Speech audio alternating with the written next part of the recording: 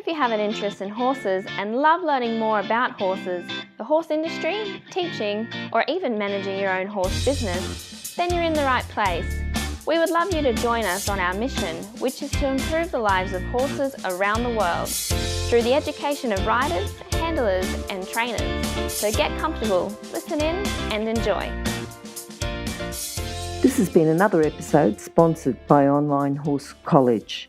If you haven't had a look at the wide variety of equine-specific accredited courses, then go to onlinehorsecollege.com and I'll see you over there. If you'd like to acquire more customers and generate more sales with less effort, then talk to Sophie Barrington at Archer Creative. She's the first and only full-service equine marketing agency in the Southern Hemisphere, serving Australian and international equine brands. To find out more, go to horsechats.com, search for Sophie, search for Barrington, or search for Archer Creative. Now, today's guest we've got back as a repeat guest. She was actually guest number 1. We've got Vicki Roycroft, who's going to talk to us about 10 tips for improving show jumping competition results. Now, if you go back to episode number 1, you'll see that she's absolutely well qualified to do this, both as an elite level rider in show jumping and eventing and also as an elite level coach. So, you're talking about an Olympic coach, Olympic rider, World Equestrian Games, World Cup finals, Australian champion, multiple different horses. So, well qualified to talk about this. Now, how are you today, Vicki? Well, very well now, thank you, yes. Very well now. You went to a big event. Impressive. Big event last night. Yeah, actually, we went to a show in Sydney. We went to see Jersey Boys, but we didn't get back till midnight. But it was well worth the trip. Yeah. Good. So, Vicki, there's 10 tips for improving show jumping competition results. Any reason why you've chosen this particular topic? Now, there's so many more people involved in the sport now, and it never ceases to amaze me. I mean, and I saw it happen during my years as national jumping chair. Despite the fact that there's increased fuel costs and increased costs generally, a lot of people seem to want to ride horses and ride competitions, which is great. But a lot of the problems I see is that, a lot of people are out there just saying, we're going to get a horse and go jumping, and at the end of the day, dealing with a 600-kilo animal is often not the safest thing. And I see a lot of issues, not that people deliberately want to do things badly or wrong, but just because they've never had any sort of guidance or help as to how they can make things easier and safer for themselves in the sport. Mm-hmm, mm-hmm. All right. Now, the first thing that you put down that you'd like to talk about is when to compete. Well, yeah, that is a big deal. I mean, at least there's a lot of very lower level competitions, and people go out and do stuff, which is fine. You really got to be comfortable at home riding at least 10 centimetres higher than what you propose to do in the competition. And I'm not talking about the metre 50 classes. I'm talking about up to about a metre 10 classes, which is where the vast majority of riders are. You need to be sort of comfortable and confident at home, jumping and in control before you actually tackle a competition. That doesn't mean you totally don't do it. Of course, you go and, even if sometimes, which we often do with our young horses, just take them out to a day, even just to give them the experience of, and I'm talking about horses we bred here who've never been off the property, but it's a similar situation with people who aren't familiar with the situation, that you go out and see how your horse reacts to an atmosphere. I mean, it's not so much these days that we have ex-race horses, which we used to deal with in the old days a lot. So very, very often their first outing was a real eye-opener because, of course, they'd expect to be going to the races. Yes. So, yes. It's a bit more of the warm bloods. It's a bit different, but, they keep saying, the warm bloods are easier. Well, they're not, because they have their own sort of problems. Warm bloods are way more spooky than thoroughbreds. They're a little more stubborn. So it's the same situation. You've got to get them out into that new atmosphere and make sure that they're ready to cope with it before you actually do a competition. Yep. All right. Now, for this competition, you've talked about the 10 centimetres higher to do at home, and you can take out horses to compete. What about the fitness of the horse? We've sort of got the fitness of the horse and the fitness of the rider if we can talk about the fitness of the horse first and then the fitness of the rider, or combine the two, whatever you're easiest Well, with. the fitness of the horse is more crucial because they're the athletes. Yep. At the end of the day, as much as we like to think as riders that we're brilliant athletes, we don't have to be. Yes. You see a lot of people who you really think, you wonder how the hell does they get on a horse. And at the moment, I'm probably one of those too, as my years get more advanced. But, the horse is the athlete, so he's the one who's got to be fit and ready for the job. Again, the fitness depends on what you want to do with the horse. If you just want to do, smaller competitions up to like the metre 10, they don't have to be seriously fit. If you're working them 2 or 3 times a week, 20 to 30 minutes, that level of fitness is fine. If you're wanting to go to a 1 or a 3 day, then it's a whole different ball game. That's 6 out of 7 days, up to 45 minutes, an hour of work a day. So what I'm saying is the level of fitness has to match what you're wanting of the horse. It doesn't apply. You can't just drag him out of a paddock and say, okay, we're going to a competition. You'd like to think that at least the day before a competition, unless it's quite a phlegmatic horse, that you have them sort of worked and ready for the competition the next day. Mm-hmm. But again, at the level that you want to, you want to give yourself the best chance of doing well. It's fun to go to a competition. You want to come away from the competition thinking, well, that was a fun experience. Everything went well. That often doesn't happen, but that's what you'd like to think will happen. Okay, good. What about the rider? You said the fitness of the horse is more important, but how important is the fitness of the rider? Well, it's a funny thing. Competition does make you very tired. And I've found this over the years. I've ever had a break from a competition, and it hasn't happened very often, but, injuries sometimes preclude. You're doing things and you ride at home, you think you're okay, and then you go to a show, and by the end of the first round, you're actually worn out. And with a lot of people, I find, with a lot of my students, I find because they don't breathe during the round. You've got to remember to breathe, and often I'll tell that to students, don't forget to breathe. Yep. Yep. But the fitness of the rider, I get fit to ride by riding horses, but that doesn't mean I'm fit enough to do a competition. Mm-hmm. It's riding a few rounds gets you a little fitter. That doesn't mean you'll do a bad job, but at a higher level, or if you want to do really well, you've got to be mentally, physically fit enough for those last few fences. If you're a little tired, your reactions aren't quite as good. So it's not it's not for me the biggest deal, but it's one of the factors involved with enjoying the sport. Okay. All right. Now, you've talked about the 10 centimetres higher at home, but what sort of exercises can you do at home to prepare for the competition? I don't do a great deal of jumping with my horses at home, mainly because, we're the ones who love jumping. The horses not so much. Yep.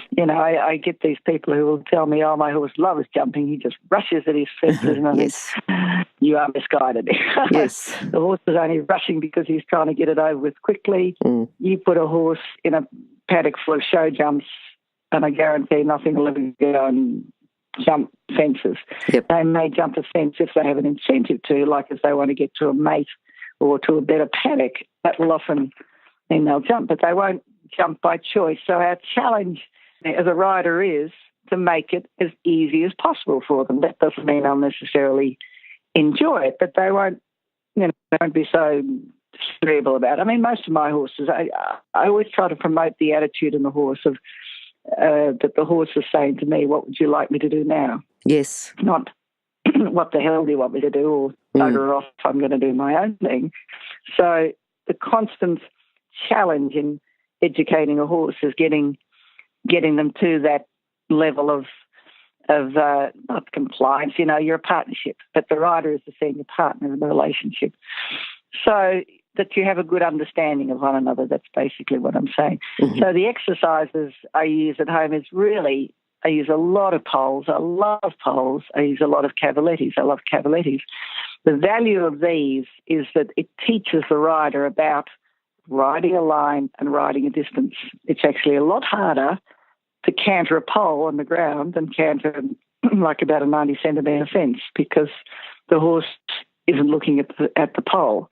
When you're cantering to a fence, once you have your horse once he knows how to jump, they're actually starting to look a little bit with you. You know, if you lunge your horse over the fences as an exercise, you'll find, you know, they start to pick their own distance. So you've got to realise as a rider that there's always two pairs of eyes on the fence. In my case, 1.5 pairs, but, you know, there's always those ones that are there. So, but to a pole on the ground, the horse isn't looking, so it's totally up to the rider to organise the distance. And in saying that, the challenge there is not having to do too much to make the distance work, so that you start to get your eye for the fence, your eye for a distance very smooth. And that's a big, big challenge. So it's something I like to work on with my students, because like anything, you practice it, you get better at it. But otherwise, I like to jump my horses 2 days before the show. That's quite essential. That last practice session at about the size of whatever they're competing at the show, you know, the variety of obstacles, spreads, verticals, combinations. And then the day before the show is just flat work that might be needed from what I've gauged from the jumping. Okay. In other words, if they're a bit rushing or crooked one way, we work on that sort of thing to make that a little bit better. Mm-hmm. And again, the purpose being that you're not jumping a horse day after day after day, especially if you're going to like a 2 or 3 day show. If you jump them the day before the show, that's another day jumping, and that's another day by the end of the show where the horses think, I'm over this. Yep. Not that they do anything bad, but they just lose their enthusiasm a little bit, and you like them to be, you know, you like to think that they're going to be as happy with the job as you are. Yes. That doesn't happen, but I feel that's a big deal, that you don't jump too much before a show. So certainly 2 days before, certainly probably during, especially if it's only 1 day show. Yep. Or competition also earlier in the week. But every day, nearly every day, I would do poles, I would do cavalettes, and that to me is flat work. Okay. But it's also teaching me how to ride my horse better at jumps. Mm-hmm. Mm-hmm.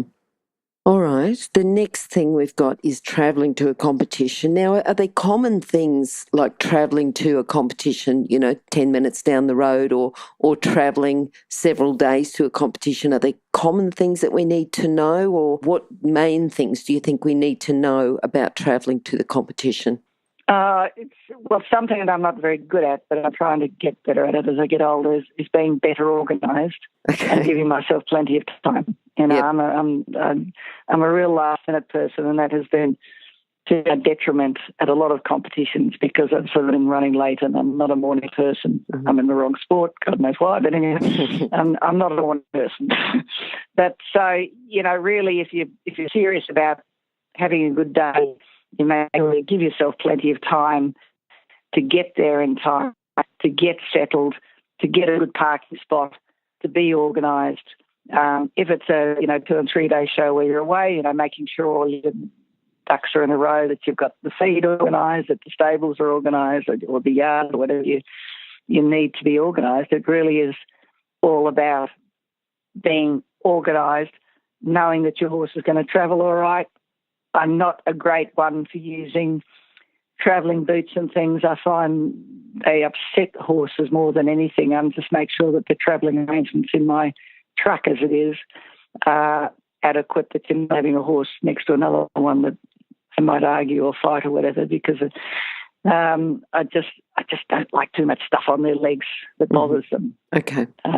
That's just a little tip, but that's for me only. That mightn't suit some people, but if you've got a horse that's kicking on the truck or the float, you need to find the reason why they're doing it, not try and think, okay, well, I'll put boots on to stop that happening. Okay. Because it mightn't stop it happening, and they might end up injuring themselves. I really am quite adamant that my truck, I always have access to the horses. I'm not a great fan of semi-trailers, stuff like that, because I have a rigid truck. I travel up to 8 horses on it. I can hear every horse is doing on that truck. So if something's kicking or said or something, I know it's happening and I can address it. So, because at the end of the day, we want a fit, healthy horse at the competition. Yes, and I like the way you said about finding out the reason why. Don't just try and, put a Band-Aid on it, but find out what the problem is and fix it at that level. Quite, yes. Yes. What about help at the show? You're travelling to a show, you've got 8 horses. It's pretty hard, even if you're riding quite a few, to just bring them back, tie them up, jump on another horse. What can you say about the help at the show? Oh, goodness, at my age and stage in life, I have had a lot of help. It's very rare that I don't go to a show without 2 other people, both of whom are riders as well. But their first priority is because they're working for me, is to make sure all my horses and stuff are organised. But even if you're just one person with one horse, and, when I'd go to Europe, I often just only have the 1 or 2 horses, which I was very happy with. I love being able to look after my horses by myself, but we absolutely need someone, and even if you're only one person, one horse, you have to have someone. No, you don't have to, but it's a lot easier if you have someone who's there to hold the horse at the ring if you're so you can walk the course, especially if you're early in the class, and someone at the practice fence. Now, someone at the practice fence really, really is crucial. Otherwise, it becomes, again, it's not impossible. It means if you haven't got someone there, you have to get there earlier and then pick your times to jump your fences when they're at the appropriate height. But if you have someone on the ground at the practice fence, it's another pair of eyes on the ground, and they can set fences to suit what you want. Always remembering people that the priority over the practice fence is the one who's closest to going in the ring. So if you're 4 horses away and the person who's 2 horses away wants the vertical at a certain height, they have priority at it.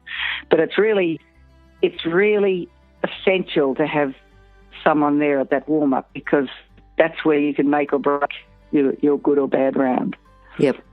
If you jump too big and frighten your horse, he's not going to jump well. If you've got a horse that's a bit casual and you haven't jumped big enough, they're not going to be focused up. It's such a crucial time, that warm-up. So it really is, very important. Even if you can just get a person, have someone there who's available, or a friend that you can just say, hey, would you be giving me a hand at the practice fence? As I say, if you've just got one horse, you don't need someone hanging around all day, because, hey, we can all look after 1 or 2 horses. Yep. But at the fence, and as I say, at that time, if you're early in the class, have someone just to hold the horse, because you don't like asking people favours. I mean, if you have to, you will, and we often do. But it's a little better if you've to be, again, back to being organised, if you've got someone there who can give you a hand. Okay. And if you're very organised, you've got someone holding your horse.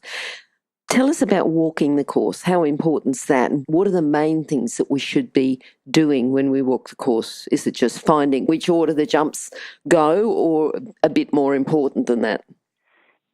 Look, at the lower level, it's not a huge deal. Of course, you find out the order.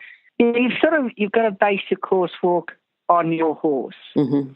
That's the big thing. But you really, all your work at home, all your flat work, all your education is based around getting your horse rideable, which is to be able to put in a 12-foot stride, which is what 3.4. Sorry, I'm old, so I'm not very metric.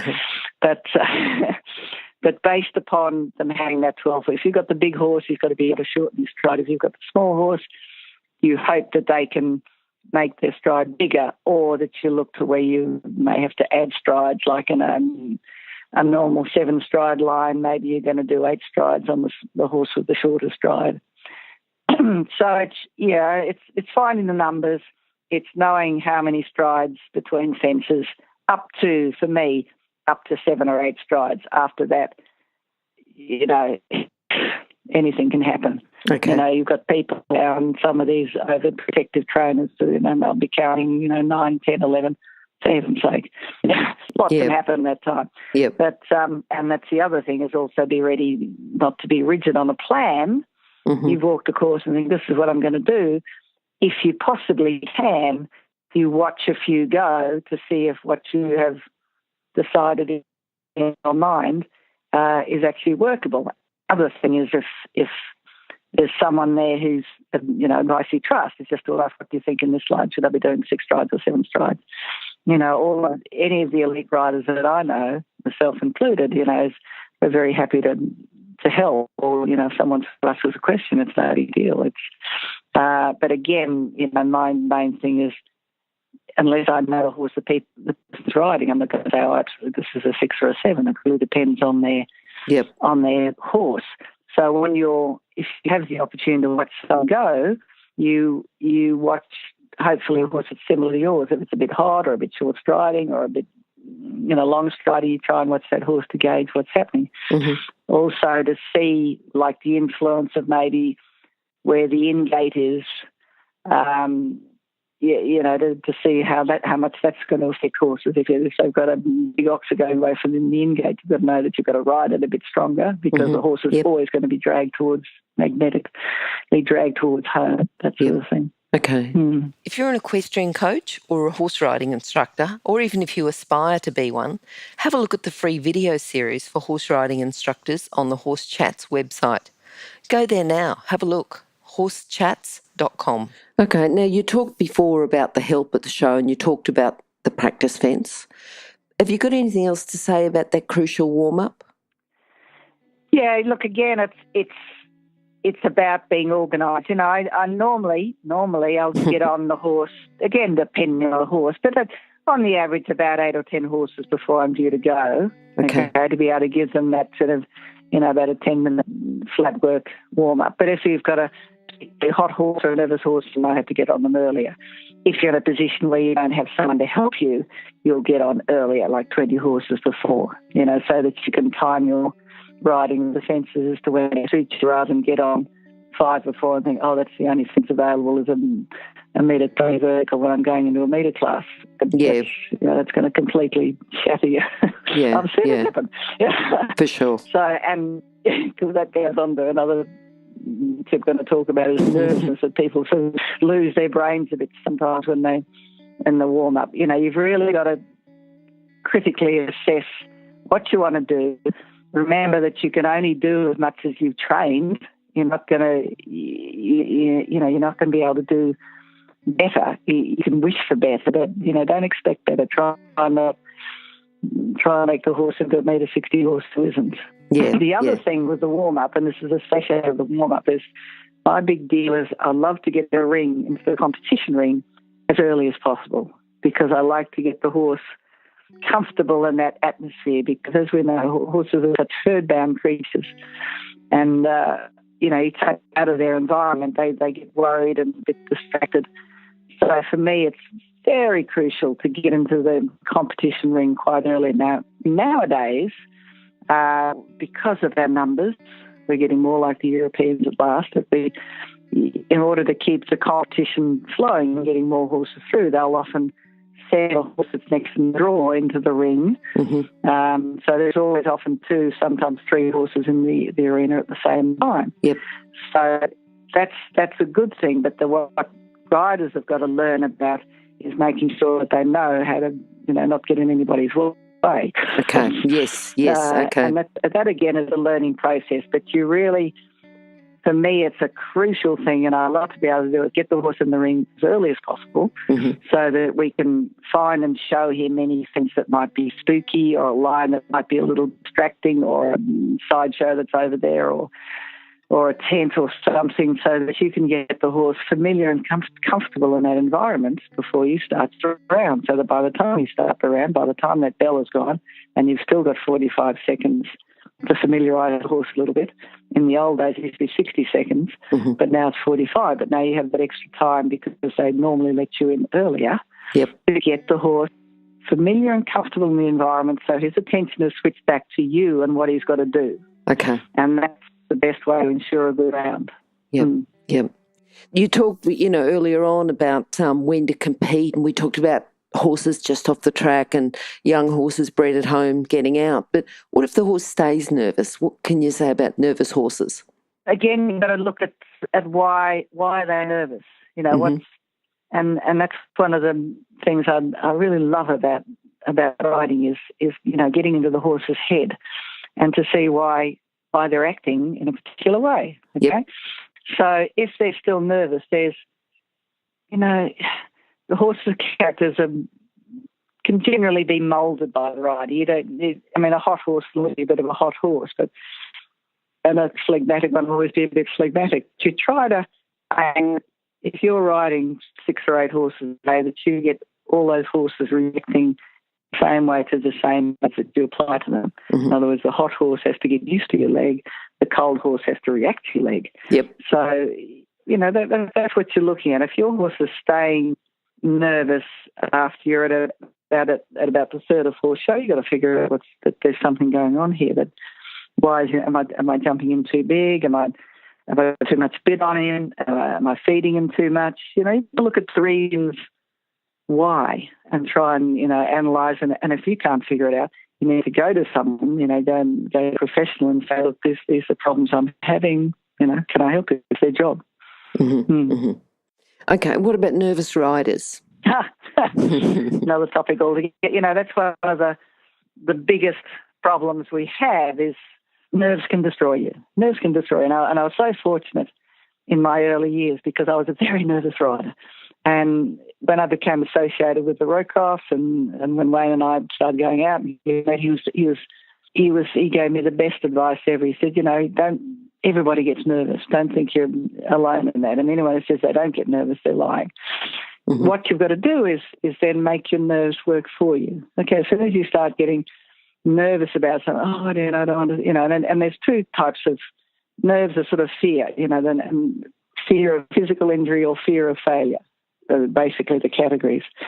If you fear of physical injury, that's a hard one to go. You've just got to stick to your level where you know you're not going to get hurt, but that's a whole topic again. But mainly people have the fear of failure, and look, and an interesting thing I heard not so long ago actually was a quote from Scott Brash who said, you lose way more events than you win. Yes. And that's absolutely the truth. You don't go and thinking you're going to win every class, to do well in every class, you don't. You lose way more than you win. So accept that's life.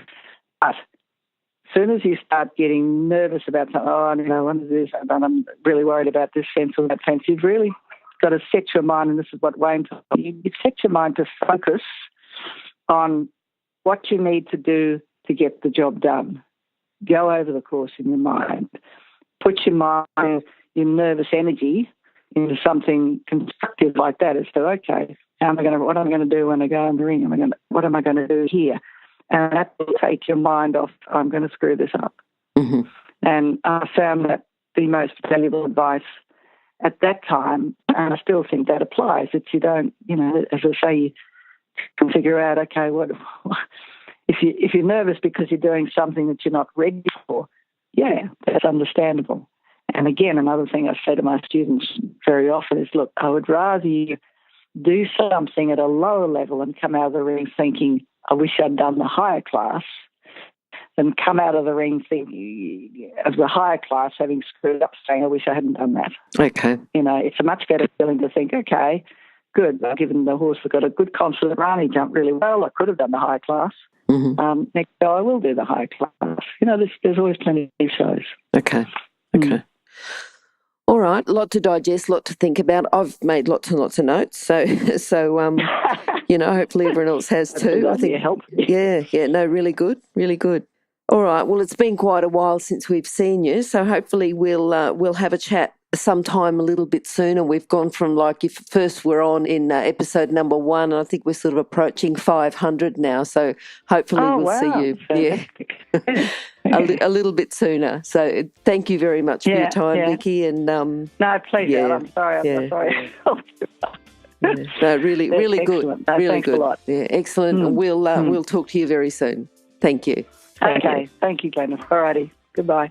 Now, if you're still there, you probably know that I'm absolutely passionate about education within the horse industry. That's why I host this podcast. My other venture is Online Horse College. Have a look now at onlinehorsecollege.com and I'll see you over there. Remember that our comments and instructions are general in nature and do not take into consideration your individual horses or your individual ability and circumstances. If you enjoyed this podcast, then please leave your comment below.